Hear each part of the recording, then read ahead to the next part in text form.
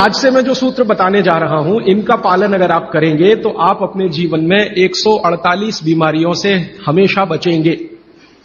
और भागवत जी का यह कहना है कि बीमारियों से बचना बहुत महत्व का है बनिस्बत की बीमारियों का इलाज करना। Prevention is better than cure. आज के सूत्रों को थोड़ा ज्यादा ध्यान से सुने। तो आज से जो शुरू हो रहा है वो फंक्शनल पार्ट है। इस फंक्शनल पार्ट में सबसे पहला सूत्र भागवत जी का, वो कई बार ये लिखते हैं अपने सूत्रों में कि खाना महत्व का नहीं है, खाने को पचाना महत्व का है। क्योंकि भोजन पचेगा तो रस बनेगा, उसी रस में से मांस, मज्जा, रक्त, मल, मूत्र, वीर्य, मेद ये सब बनेगा, अस्थियां बनेंगी और वही आपके शरीर के लिए आगे जीवन में काम आएंगे। पहला सूत्र भोजनांते विषम वारी। इसका सीधा सा अर्थ है भोजन के अंत में पानी पीना विष पीने के बराबर है। सूत्र ये है भोजन अंते माने भोजन के अंत में, भोजनांते विषम वारी। विष समझते हैं आप जहर, जहर जैसा क्या है? पानी। सूत्र उतना ही है। समझने के लिए मैं आपको बहुत उदाहरण दूंगा ताकि आप जल्दी पता कर पाए। भागवत जी ने एक सूत्र में यह कहा है कि हमारा जो शरीर है इसका जो मुख्य स्थान पेट है, इसमें एक स्थान होता है पेट के अंदर, नाभि, लेफ्ट साइड में, नाभि से थोड़ा ऊपर जहां मेरा हाथ रखा हुआ है, इस स्थान को कहते हैं जठर। संस्कृत में कहते हैं जठर, हिंदी में कहते हैं आमाशय, अंग्रेजी में चाहे तो एपिगैस्ट्रिकम। भागवत जी कहते हैं कि इसमें अग्नि प्रदीप्त होती है। जठर अग्नि, जठराग्नि। और भोजन जो कुछ भी आप करते हैं वो पहले जठर में ही जाता है। यह है महत्व की बात। आपने रोटी का पहला टुकड़ा मुंह में डाला और जैसे ही टुकड़े को चबाना शुरू किया, लार बनना शुरू हुआ, तुरंत अग्नि प्रदीप्त हो जाती पहले ही टुकड़े में। तो ये अग्नि प्रदीप्त हुई। अब आप जो भोजन कर रहे हैं ये इस अग्नि के प्रभाव में पचेगा। तो भोजन के पचने की क्रिया में पहले भोजन रस में बदलेगा।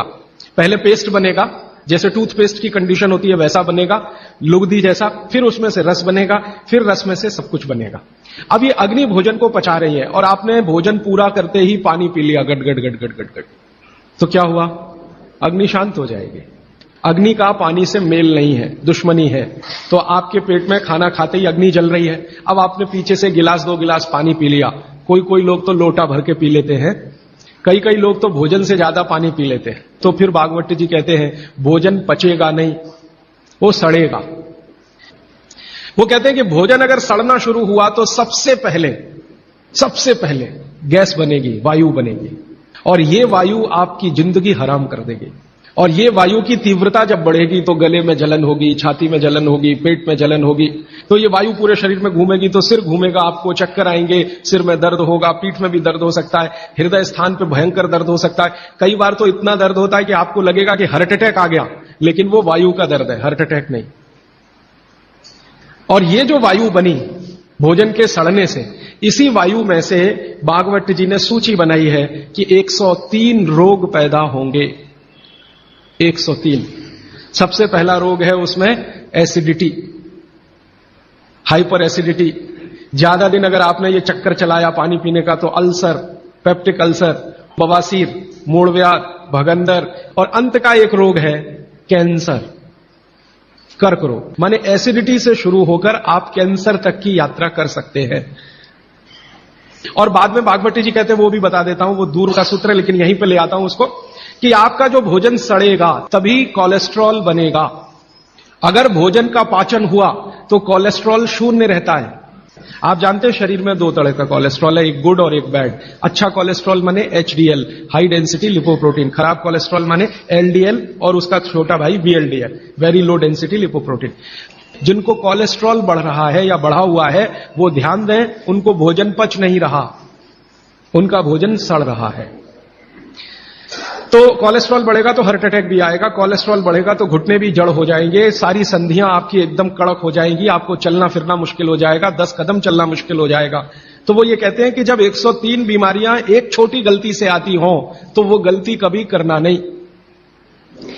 अब जैसे ये सूत्र पूरा हुआ तुरंत आपके मन में प्रश्न आएंगे कि पानी कब पीना। तो भागवत जी कहते हैं कि कम से कम 1.5 घंटे के बाद पानी पियो। अब ये जो 1.5 घंटे का कैलकुलेशन है, ये क्या है?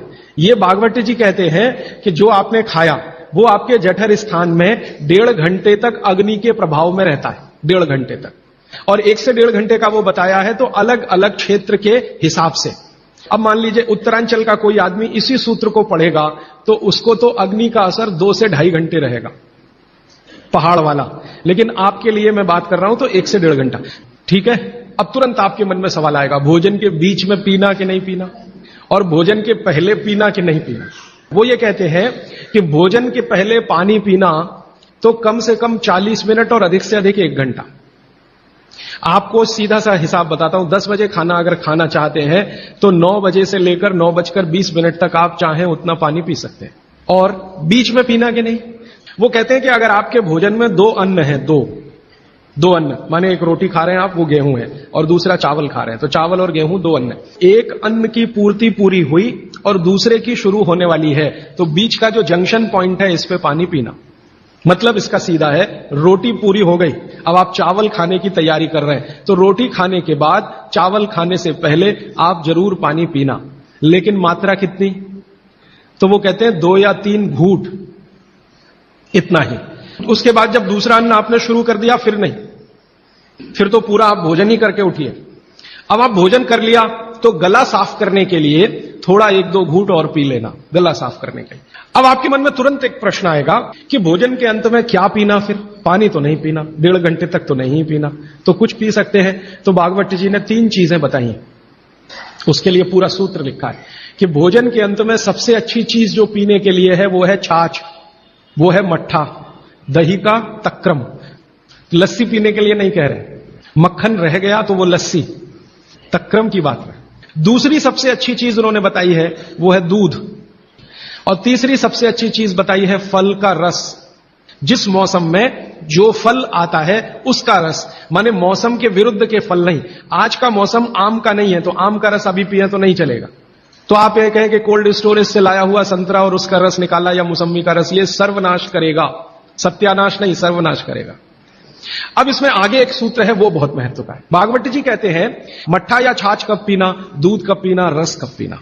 तो सुबह के भोजन के बाद जूस, भागवत जी ने नाश्ता शब्द कहीं नहीं इस्तेमाल किया है। सुबह का भोजन आप उसको नाश्ता कैसे, दोपहर के भोजन के बाद मट्ठा और रात के भोजन के बाद दूध।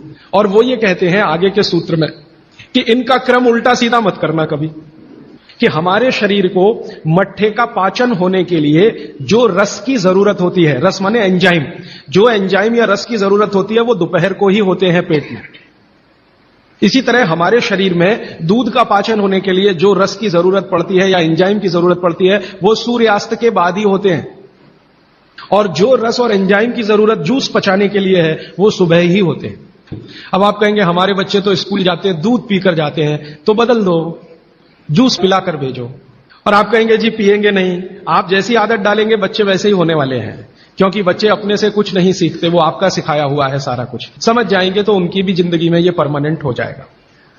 अभी इसके आगे का सूत्र, तो पानी कैसे पिए। तो हमारे यहां पानी पीने के बहुत तरीके हैं। लोटा मुंह से लगाया, गट गट गट गट उतार लिया, गिलास मुंह से लगाया, गट गट गट गट उतार लिया। तो भागवत जी कहते हैं नहीं, ये तरीका बिल्कुल गलत है पानी पीने। वो कहते हैं कि पानी को चुस्कियां ले लेकर पिए।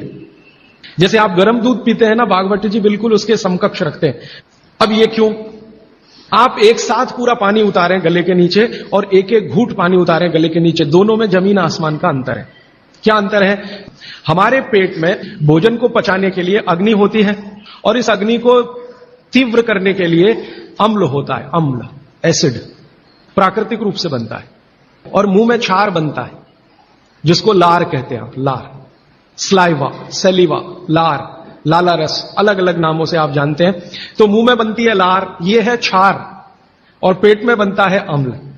आप थोड़ा भी अगर विज्ञान जानते हैं तो आप जानते हैं कि क्षार और अम्ल को मिलाओ तो हो जाता है न्यूट्रल, और न्यूट्रल का मतलब जिसका पीएच 7 है। ये जो पानी है ना, पानी ये ना अम्ल है ना क्षार है, ये न्यूट्रल है। तो भागवत जी कहते हैं कि पेट आपका अक्सर पानी के जैसा रहे तो बढ़िया।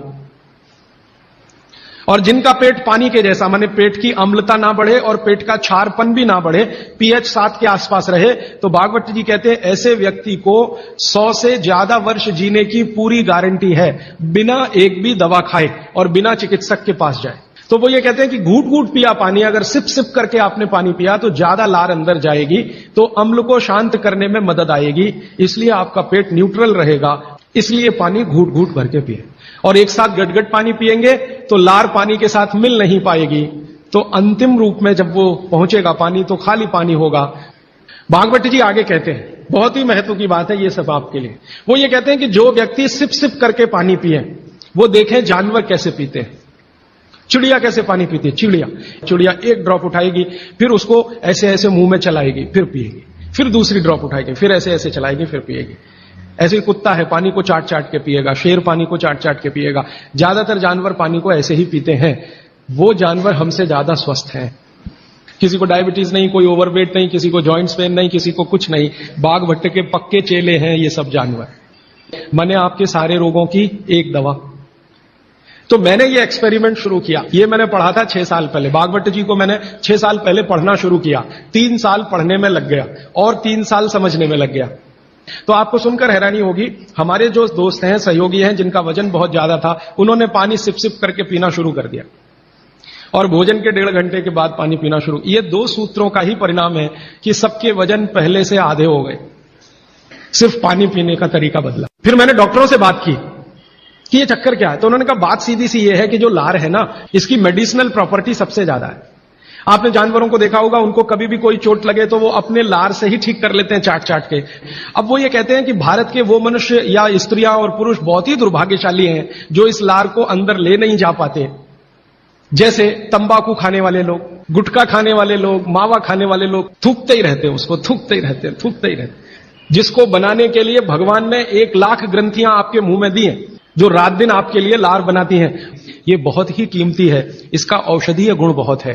और जैन दर्शन में इसको अहिंसा के साथ जोड़ा हुआ है, और वो मैंने करके भी देखा है कि सुबह की लार गलती से भी आप किसी चींटी या चींटा या मक्खी पे थूक दो, वो तुरंत मर जाए, क्योंकि उसका औषधीय गुण बहुत प्रबल होता है सुबह सुबह। और आप गुटखा खा खा के उसको थूकते रहते हैं, तो सड़क तो खराब करते ही हैं, अपने को उससे ज्यादा खराब करते हैं। तो मेरी हाथ जोड़कर विनती है कि आप में से कोई लार थूकने वाला हो, थूकने वाला आदमी, ये तो भागवत जी की डिक्शनरी में नहीं है। वो कहते हैं कि एक ही कंडीशन में आप कुछ थूक सकते हैं, जब कफ बहुत बढ़ा हुआ हो, तभी, बस। उसके अलावा दूसरी कोई कंडीशन नहीं कि आप थूकें। तो फिर आप कहेंगे जी पान खाएं, तो पान खाने के लिए नियम बताया, पान खाओ तो कत्था मत लगाओ, बिना कत्थे का पान खाओ, थूकने की गरज ही नहीं। तो वो कहते हैं कि पान भी खाना है तो थूकना नहीं है, कत्था है तो थूकना पड़ेगा, कत्थे बिना ही पान खाओ। पान तो पित्त और कफ दोनों का नाश करता है, और चूना वात का नाश करता है। तो वो कहते हैं कि पित्त और कफ का नाश कर दिया पान ने, चूने ने कर दिया वात का, तो वात पित्त कफ तीनों ही संतुलित हैं, तो पान खाके तो जिंदगी भर निरोगी रह सकते। ठीक है, अब आगे चलता हूं। आगे का एक सूत्र है भागवत जी का कि पानी कभी भी पिए तो ठंडा ना पिए। कैसा पानी पिए जी? गुनगुना पानी पिए। कभी भी पानी की गर्मी शरीर के तापमान के ऊपर ना हो, ऐसा पानी पिए, गुनगुना ही पानी पिए। क्यों? अभी मन में प्रश्न आएगा क्यों? हम तो जी ठंडा पानी पीते हैं, फ्रिज का पानी पीते हैं, बर्फ डाला हुआ पानी पीते हैं। जिसका जैसा गुण है वही तो करेगा ना। बर्फ का गुण है ठंडा करने का, तो बर्फ डालकर पानी में आप पी रहे हैं, तो बर्फ का गुण वो पानी में आ गया। अब पानी आपके पेट को ठंडा करेगा। अगर पानी ने पेट को ठंडा किया तो, क्योंकि शरीर के सारे ऑर्गन पेट से ही जुड़े हुए हैं, चाहे वो आपका हार्ट हो, चाहे किडनी हो, चाहे लीवर हो। और अगर शरीर ठंडा हो गया तो जय राम जी की, जाइए यमराज के पास। तो कभी भी ठंडा पानी ना पिए, एक विश्लेषण। दूसरा विश्लेषण कि अगर पानी आपने ठंडा पिया तो तुरंत पेट उस पानी को गर्म करने पर लगेगा, तो पानी को गर्म करने के लिए उसको अतिरिक्त ऊर्जा की जरूरत पड़ेगी, और अतिरिक्त ऊर्जा उसको रक्त में से आएगी, तो शरीर के सब हिस्सों का रक्त पेट की तरफ जाएगा। उसने बाकी हिस्सों में रक्त की कमी कर दी, और ये कमी हर समय ऐसे ही आती रहे, आप ऐसे ही ठंडा पानी पीते रहे, ऐसे ही कमी आती रहे, पीते रहे, कमी आती रहे, तो एक दिन वो अंग काम करना बंद कर देंगे, क्योंकि उनको रक्त की सप्लाई कम हुई है। और वो अंगों ने काम करना बंद किया तो ब्रेन हेमरेज हो गया, पैरालिसिस हो गया, हार्ट अटैक हो गया। तो ये सारी बीमारियों को क्यों बुलाते हैं ठंडा पानी पी के? मैंने उन लोगों को देखा जो चिल्ड वाटर पीते हैं, वो सवेरे सवेरे अगर संडास घर में गए टॉयलेट में, तो 1-1 घंटे बाहर नहीं निकलते, कभी कभी तो 2-2 घंटे नहीं निकलते, बैठे ही रहते अंदर। उनको पूछो भाई क्या कर रहे थे 2 घंटे टॉयलेट रूम में, कहते हैं जी न्यूज़पेपर पढ़ रहे थे, मैगजीन पढ़ रहे थे। क्यों पढ़ रहे थे? तो कहते हैं टॉयलेट आती ही नहीं, माने स्टूल पास होता ही नहीं, संडास होती ही नहीं, उतरती नहीं, तो क्या करें। और वो बेचारे वहां बैठे बैठे कई बार इतने परेशान हो जाते हैं कि तरह तरह की आवाजें निकालते हैं, फिर भी नहीं आती। फिर वो गाना गाते हैं, मेरे सपनों की रानी कभी आएगी, वो आती नहीं। और कभी कभी जब बहुत ज्यादा परेशान हो जाते हैं ना, तो एक गाना गाते हैं, एक बार आजा आजा आजा, वो तब भी नहीं आती। ये है समस्या कि जो लोग बहुत ठंडा पानी पिएंगे उनको एक बीमारी है, वो है कॉन्स्टिपेशन, कब्जियत, कोष्ठबद्धता, बद्ध कोष्ठ होना। कॉन्स्टिपेशन का मतलब आपकी जो इंटेस्टाइन है ना, लार्ज इंटेस्टाइन, वो एकदम ऐसी संकुचित हो गई। तो अगर आपकी लार्ज इंटेस्टाइन ऐसी हो गई तो आपकी जिंदगी भी ऐसी ही हो जाएगी।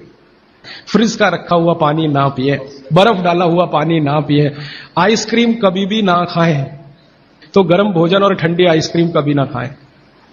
अक्सर मैं शादियों में, बारातों में जाता हूं तो वहां मैंने देखा है कि भोजन गर्मा गर्म कराएंगे, अंत में आइसक्रीम जरूर खिलाएंगे। सर्वनाश, बुला बुला के हमारा सत्यानाश करते हैं, ना मरो तो जल्दी मर जाओ। ऐसा आजकल आतिथ्य इस देश में चल रहा है। पहले कहते थे अतिथि देवो भव, अभी अतिथि दुश्मन भव। अभी चौथा सूत्र, आज का आखिरी सूत्र। भागवत जी कहते हैं कि सुबह का जीवन आपका जब शुरू होता है तो दिन की शुरुआत में सबसे पहले पानी पिए। दांत धोए बिना पानी पीना, मुंह धोए बिना पानी पीना, कुल्ला किए बिना पानी पीना।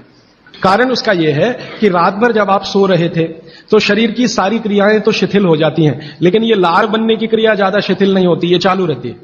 तो रात भर आपने लार बनाई है, मुंह में जगह जगह जमा है, वो अंदर जाना बहुत जरूरी है क्योंकि वो बेशकीमती है। तो सुबह सुबह जो लार बन रही है ये अंदर जानी ही चाहिए, इसलिए बिना कुल्ला किए पानी पीने का नियम है। इसी को उषापान कहा जाता है। तो सुबह उठते ही पानी पिएं।